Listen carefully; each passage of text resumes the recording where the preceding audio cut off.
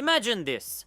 1886, summer. A small pharmacy in Atlanta. A man with a broken life and shattered health is mixing a few ingredients in a copper pot, completely unaware that he has just created the most powerful brand on the planet. A drink that was meant to be medicine. A drink that could have failed the very next day. A drink created by a man who had zero chances of ever becoming a legend. But from this exact moment, a war began. A war for attention, for markets, for money, for survival. And in this war, Coca-Cola won. But before it conquered the world, its creator would die poor. And his recipe would become worth more than gold. Get comfortable. Subscribe right now to my YouTube channel, Brand Rise. Like this video and let's dive in together. Who was John Pemberton? The genius no one expected. John Stith Pemberton was born on a simple farm in Georgia.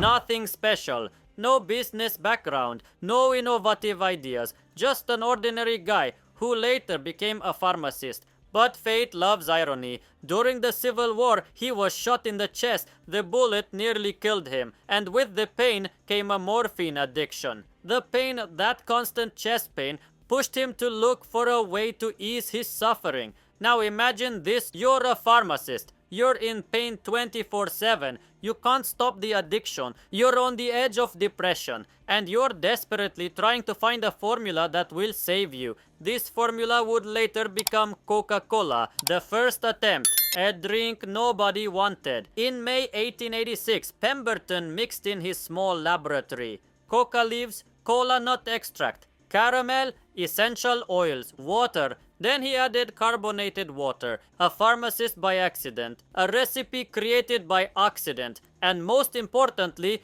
no expectations. Pemberton gave the drink to his accountant, Frank Robinson, to test it, and it was the accountant who came up with the legendary name every human on earth knows, Coca-Cola. He also wrote the logo in the exact handwriting that hasn't changed in over 130 years. But here's the problem. In the first days, Coca-Cola sold only 9 servings a day. A complete failure. The recipe that hit the market like a bomb. People walked into the pharmacy, tried the medicinal carbonated drink, and something in the taste, the aftertaste, the pleasure of the bubbles, worked. Early customers said, it feels like a boost, like an emotional lift. Pemberton understood. The formula works. Robinson understood. The brand works. But Pemberton himself, sick, exhausted, addicted, powerless, couldn't scale it. He needed what he never had before,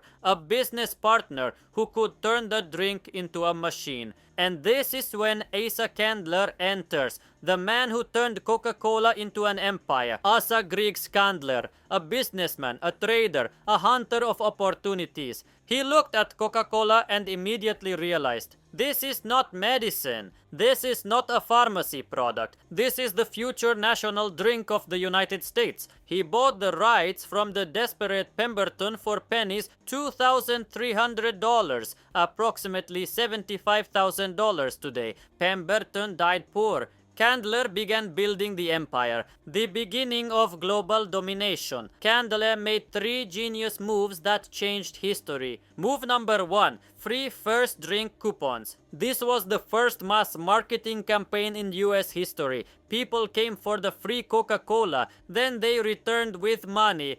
Move number 2, the legendary bottle. In 1915, the contour bottle was created, the one you can recognize even in the dark. It became a global symbol. Move number 3, selling emotions, not product. Coca-Cola didn't sell soda, it sold joy, happiness, the moment of refreshment. You weren't buying a drink, you were buying a feeling. Marketing that changed the world.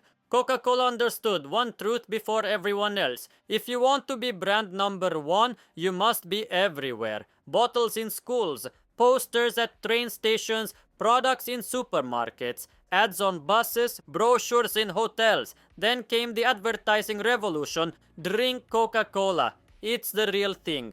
Taste the feeling. Open happiness. And in 1931, Coca-Cola even shaped the modern image of Santa Claus.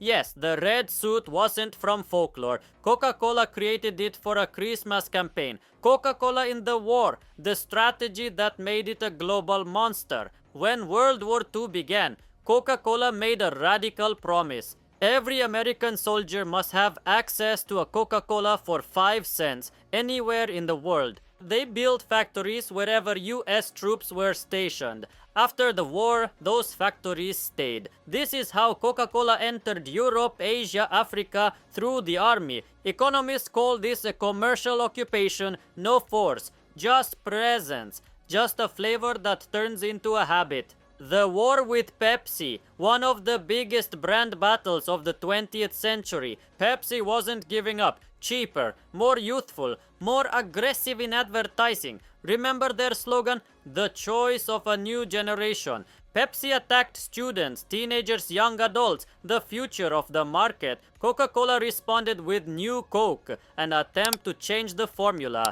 It was a disaster. People protested, boycotted, demanded the original taste back. Coca-Cola returned it as Classic Coke, creating another legend. Franchising that spread the brand to every corner of Earth. Coca-Cola has a unique model. The company doesn't sell the drink, it sells the syrup. Meaning, Coca-Cola invents the formula, sells the concentrate, local factories add water and sugar, and sell it in their own countries. This isn't just business, this is empire-level scaling. That's why Coca-Cola exists in 200 plus countries. Coca-Cola today, a machine that cannot be stopped. As of 2026, Coca-Cola controls over 500 beverage brands, including Sprite, Fanta, Powerade, Minute Maid, Costa Coffee, Schweppes, dozens more. In 2026, Coca-Cola's revenue reaches $44 to $46 billion a year with a market cap of $260 to $300 billion.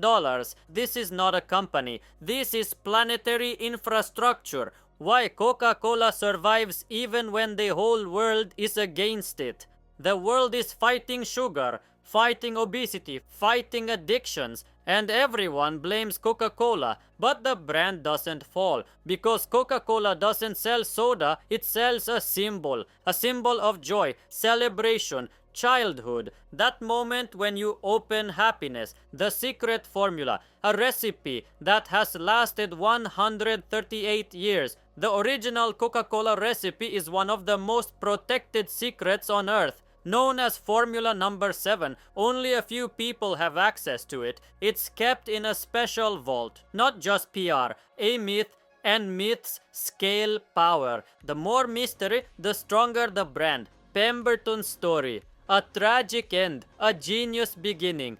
The creator of Coca-Cola died in poverty. He sold the rights piece by piece just to buy another dose of medicine. He never knew he created a global symbol, but the pain that nearly killed him gave birth to a formula that still lives. Coca-Cola is a story of greatness born from suffering, of accidental genius, and of empires built not by inventors, but by strategists.